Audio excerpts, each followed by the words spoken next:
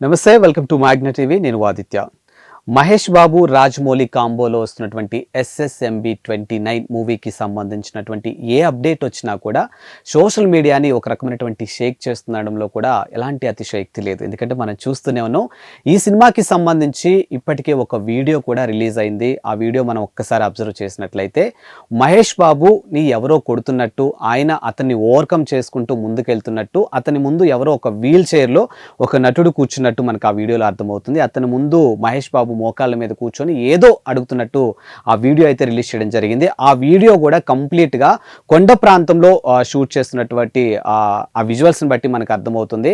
So ఇప్పటికే దానికి సంబంధించి ఒరిస్సా డిప్యూటీ సీఎం కూడా వీళ్ళని ప్రశంసిస్తూ కూడా వీళ్ళకి సపరేట్గా థ్యాంక్స్ చెప్పుకుంటూ కూడా ఆయన కూడా ఒక వీడియో పోస్ట్ చేయడం జరిగింది.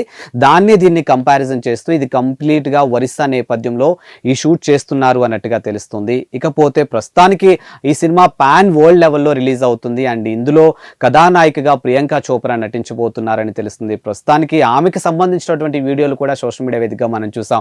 ఎక్కడో లాస్ ఏంజల్స్ నుంచి ఆమె నేరుగా హైదరాబాద్ రావటం, హైదరాబాద్లో వీసా టెంపుల్గా ప్రాముఖ్యత ఉన్నటువంటి చిలుకూరి బాలాజీని ఆవిడ దర్శించుకోవటం, ఆమె దర్శనం ఏర్పాట్లు కూడా కొనిదెల వారి కోడలైనటువంటి ఉపాసన గారు ఏర్పాట్లు చేసినట్లుగా ఆవిడ ఇన్స్టాగ్రామ్లో సపరేట్గా ఆవిడకి థ్యాంక్స్ చెప్పడం, ఇలా ప్రతిదీ కూడా మనం చూసుకుంటూ వచ్చాం.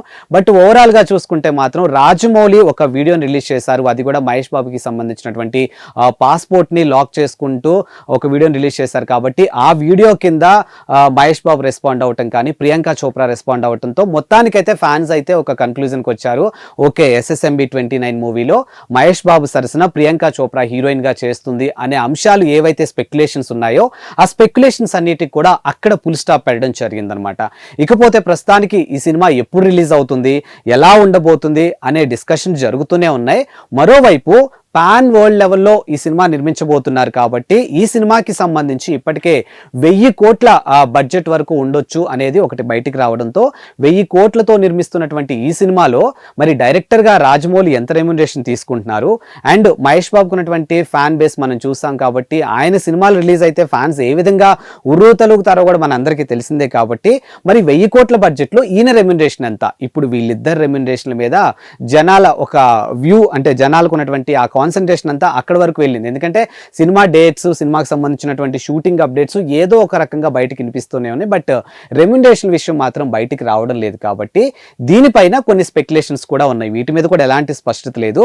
సో ఆ స్పెక్యులేషన్స్ ఒకసారి చూసినట్లయితే ఈ సినిమా పరంగా చూసుకుంటే మొత్తానికైతే 1000 కోట్ల బడ్జెట్తో ఈ సినిమా నిర్మించబోతున్నారనేది మనకి స్పష్టంగా అర్థమవుతుంది. ఇకపోతే రెమ్యునరేషన్ పరంగా మాత్రం వీళ్ళు పర్టికులర్గా ఇంత అమౌంట్ ఛార్జ్ చేస్తున్నారు, ఇంత అమౌంట్ తీసుకుంటున్నారు అనే అంశాలు మాత్రం బయటకు రాలేదు. ఎందుకంటే సినిమా రిలీజ్ అయిన తర్వాత ఏదైతే లాభాలు ఉంటాయో, అంటే సినిమా రిలీజ్ అయిన తర్వాత ఈ 1000 కోట్ల తర్వాత ఏదైతే లాభాలు ఉంటాయో ఆ లాభాల్లో ఇద్దరు కూడా 25% వాటా తీసుకోబోతున్నారనేది ఒకటి బయటకు వచ్చింది.